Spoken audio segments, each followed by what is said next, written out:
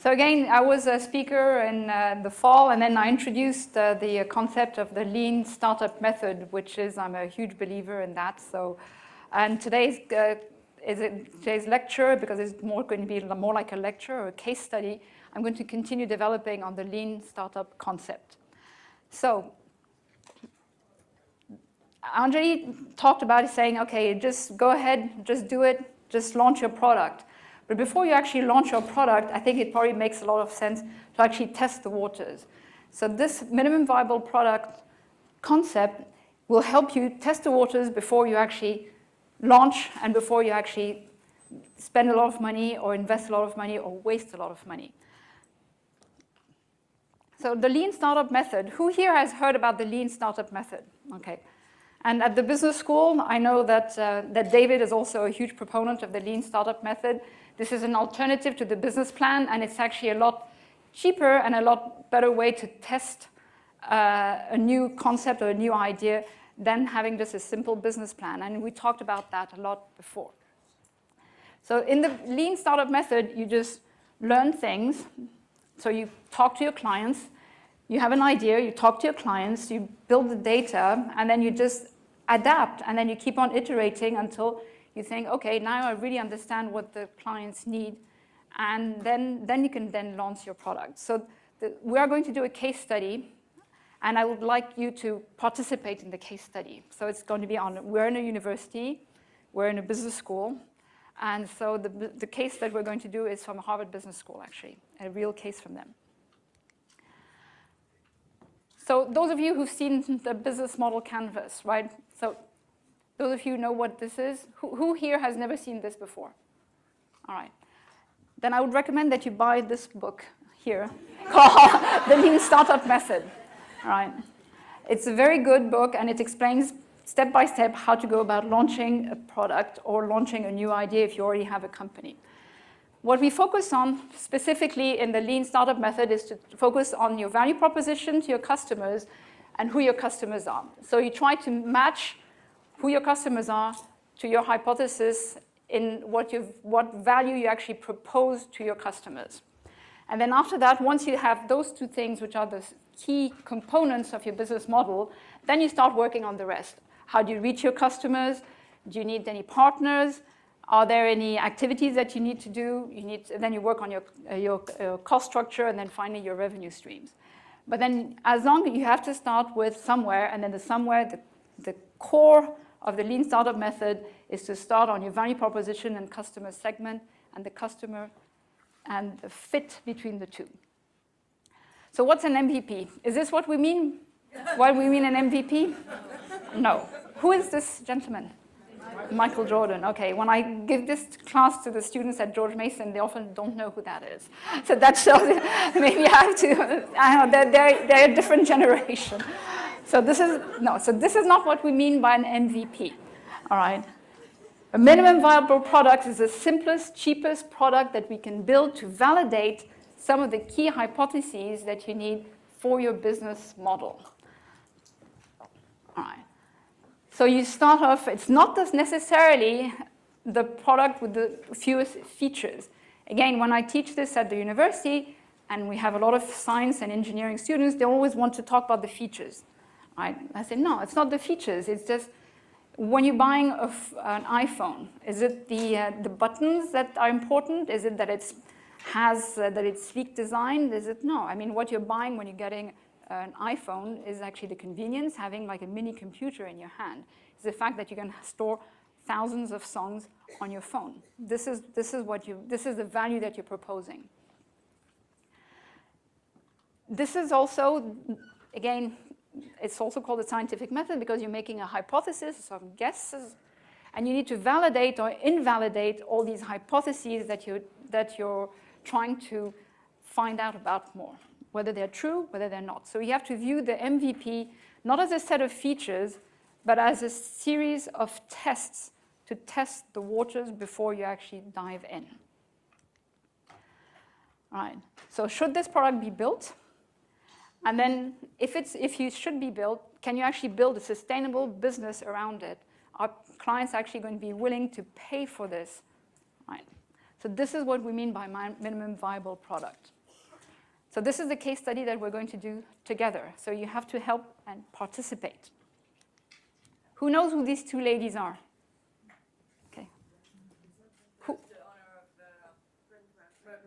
Right, exactly. Rent the Runway. So it's Jennifer Hyman and Jennifer Fleisch. And they created Rent the Runway. So who here has heard about Rent the Runway? All right, everybody here has heard about Rent the Runway. So this is back in 2008. They were at Harvard Business School and they were section mates. And then they realized that there was a problem. All right, you always start with the customer. The customer has to be at the center of your universe. So what was the problem that they found among their cohort? People who want to spend $1,000 for a dress that they were going to wear once. Okay, some other problems. That's very good, exactly. What else? What other problem did they see? Too expensive, okay. And then what else? Exactly, all right. So they didn't want to spend, and then especially with the advent of all social media, you look at your Facebook page, and then in one party you have this dress, and then a couple of months later at another prom or whatever, you are wearing the exact same dress. This actually happened to my daughters, right?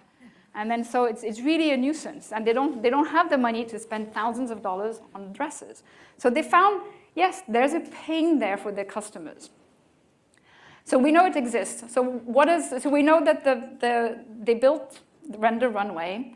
We know that it exists, and we know that there was a pain point. So what we're going to do together is to say, okay, how did they use the MVP process to build their business? So what is special about Rent the Runway? Can anybody describe in a couple of sentences how it works? Yes. You go online, you pick a dress, they send it to you in 2 different sizes, and you can wear a different thing all the time. Okay. So what's new about that? That you don't have to keep it. Okay. What else is new about that? You're renting clothes. Right. Okay. So this is again 2008. In 2008, we were just starting to see the advent of the shared economy. Uber didn't exist, right? You didn't necessarily have to. So this was, again, think back in 2008. This wasn't something that was common then. So they really had to test many different things, right? So this is what they have. So you just, again, you just go online, you pick some dresses, and then you just get it a couple of days later. Now you say in 2 sizes. When they started, it was just 1 size. But then at the beginning, it was, they only started with just pretty simple. All right, and then you get it by mail, right? So this was, again, something new. You didn't have to go to the store, like with a tuxedo. Like, for example, when I got married, my husband and my brothers went to the store, tried it on, and then got the tuxedo. So this is, again, something that's completely new, that they were testing. So here, you're back in 2008. You're in Harvard Business School. You're an entrepreneur, and then you see that there's a need. Right? Because all your classmates, they don't want to wear the same dress over and over again. So you're the entrepreneur. What would you test first? The lady, yes? Women's willingness to rent something that someone else has worn. Okay, good. Okay, what else would you need to test?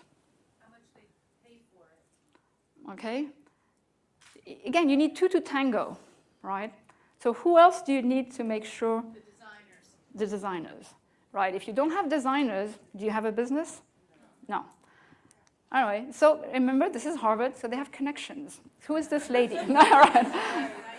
Diane Von Furstenburg. Actually, you used her as in the beginning, but exactly. So they called up Diane Von Furstenburg, and then anyway, and she was actually interested.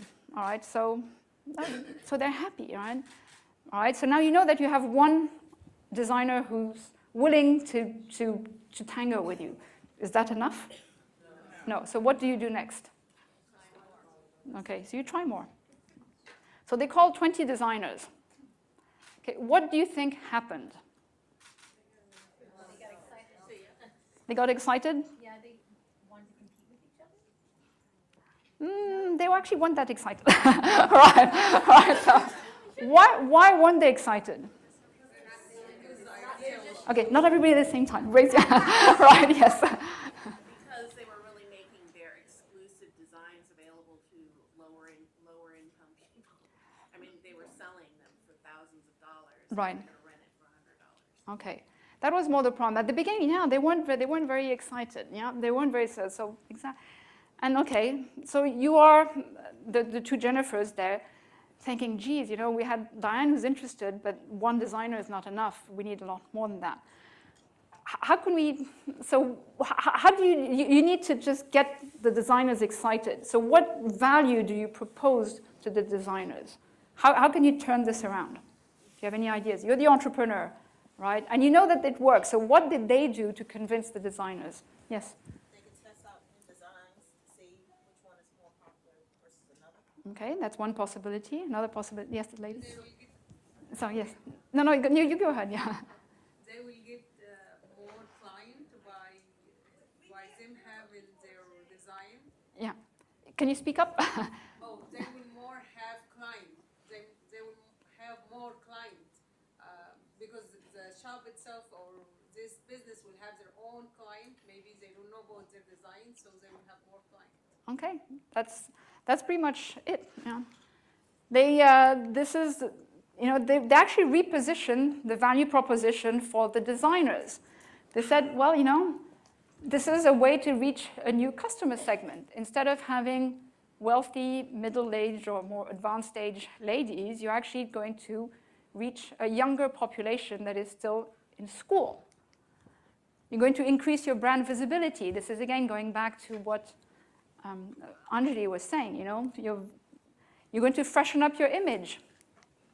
You're going to build brand loyalty. Again, you know, at Harvard, for example, I mean, here they're just testing at Harvard. These ladies are going to be very wealthy very soon, right? So you're just taking them early, yeah? And then you're trying to build brand loyalty with a new customer segment.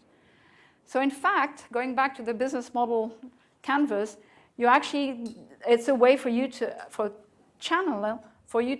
reach younger women, and you're doing customer acquisition, right? Instead of spending $5,000 or $10,000 to buy a dress, you can just rent it for $100 or a couple of hundred. All right, so now they have the designers. Okay, so they have enough designers because they repositioned. They said, yes, you can be our partners. This is a way for you to reach new customers, to build brand loyalty, et cetera, exactly what Anjali was saying. What do you test next? The market. Okay, all right. Or what else? Any?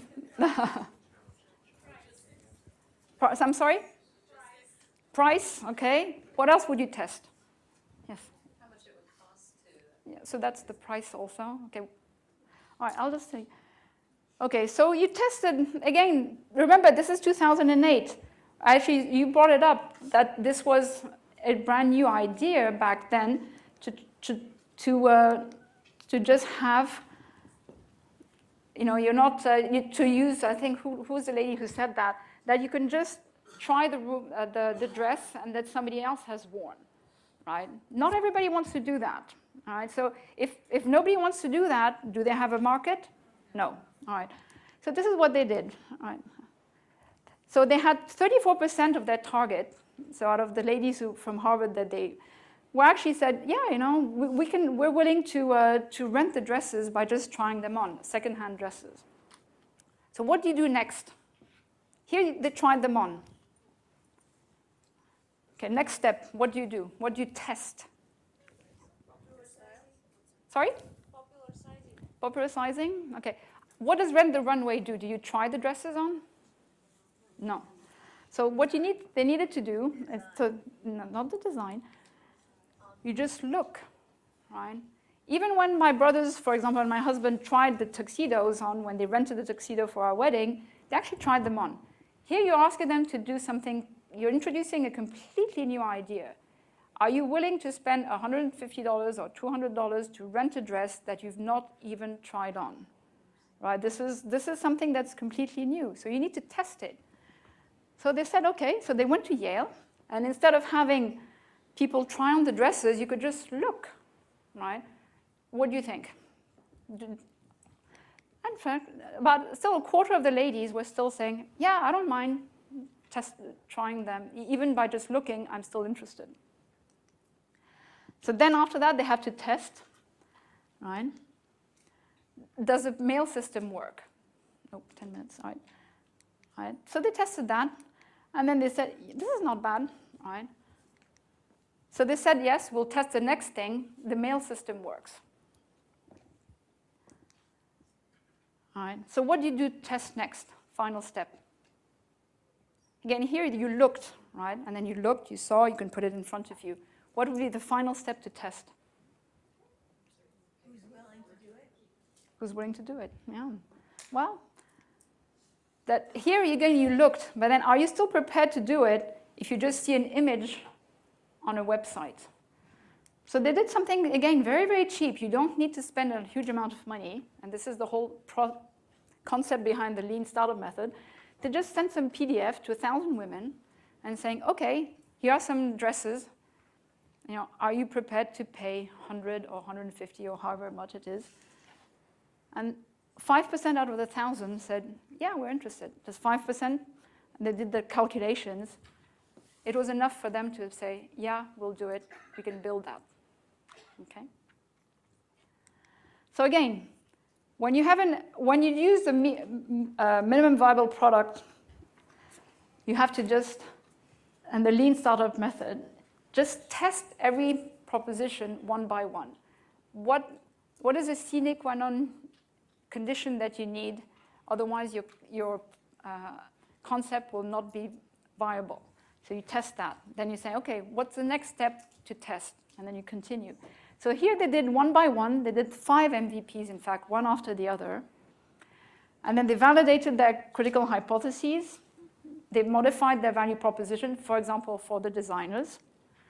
And then after that, they said, yeah, you know, it works. Let's go ahead. Let's do a business. So this was 2008. As of a few months ago, the company is now valued at almost $1 billion.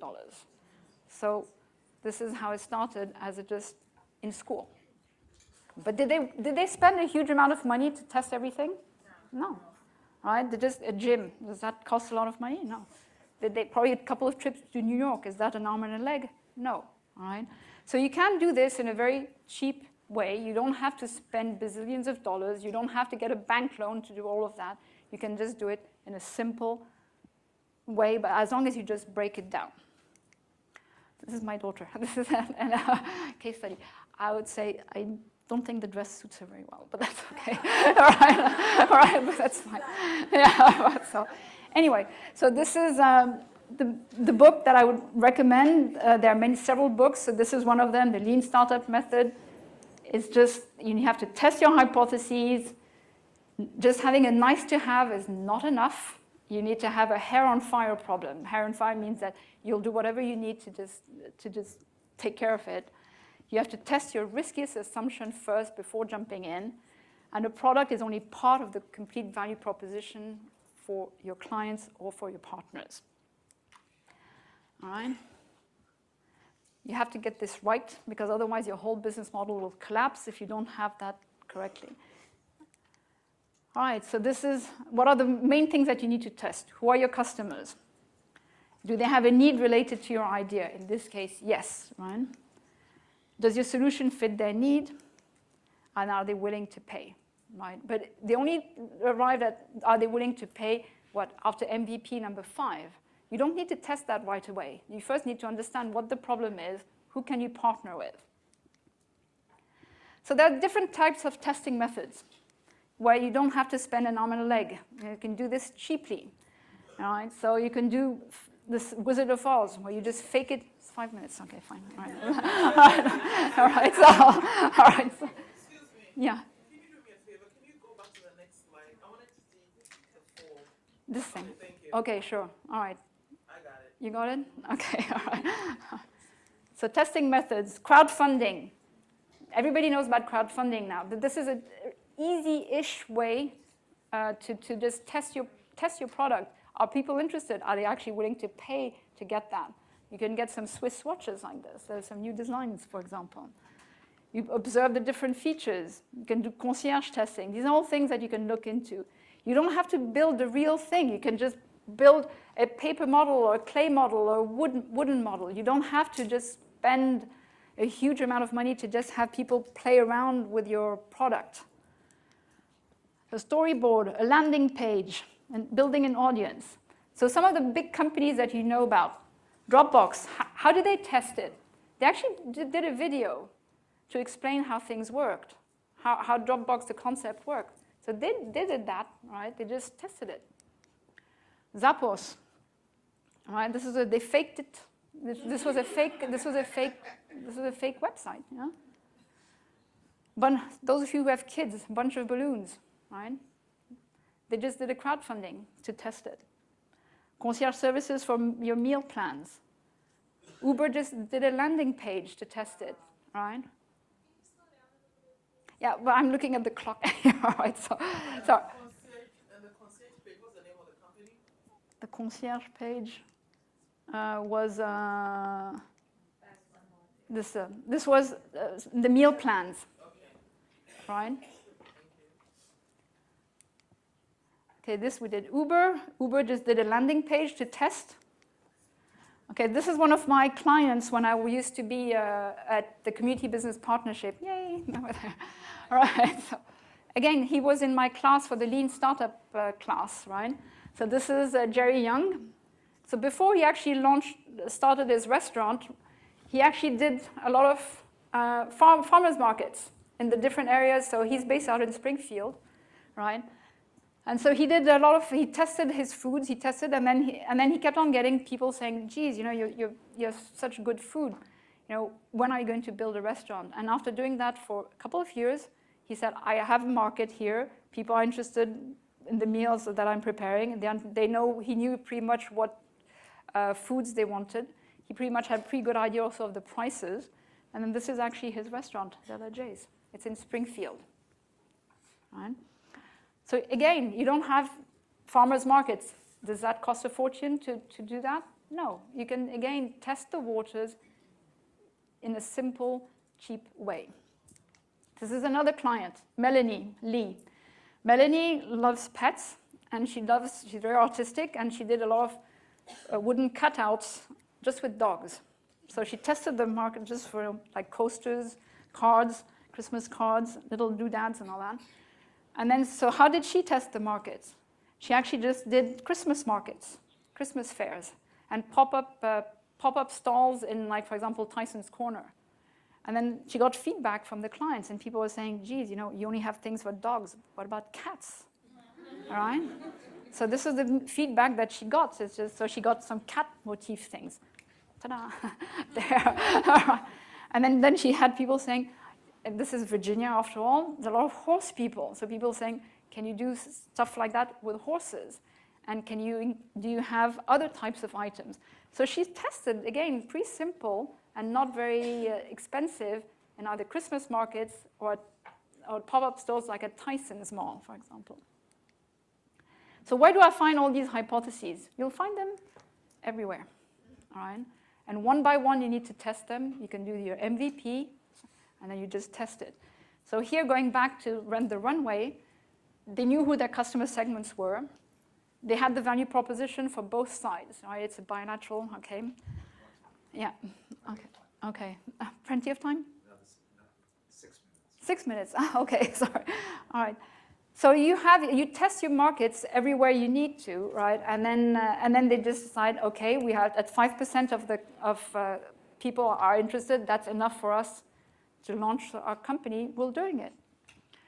So you have to test with your the biggest risk is where you first test. Okay, if they had said 0% is interested, or if they had 0 designers, okay, they don't have a business. Right.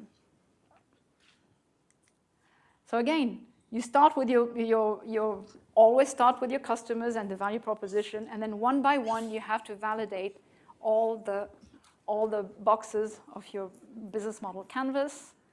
These are some of the books that I would recommend you get. Right. We already saw the Eric Ries here. Steve Blank is the guru that I've already talked about. He has a very good free website, Udacity. I would recommend that you go on there. It explains how you do things. It's free. Udacity. Yeah, it's if you go on any Google Steve Blank Lean Startup Method, and then you can go there. You can register. It has 20 lessons. Again, you're a university. This is part of education. You need to educate yourself about this method. And it's free, so I would recommend that. All right, and again, you can do it, but we're here to help. My name is there. I would recommend my colleagues who are sitting at the back also. They are at the Women's Business Center at the Community Business Partnership, and also my other colleagues, if you need help, the SBDC is also the Small Business Development Center and the Women's Business Center are SBA resource partners, and you can get free counseling, and I would highly recommend that you reach out to us and to my colleagues. Okay. All right, thank you. All right.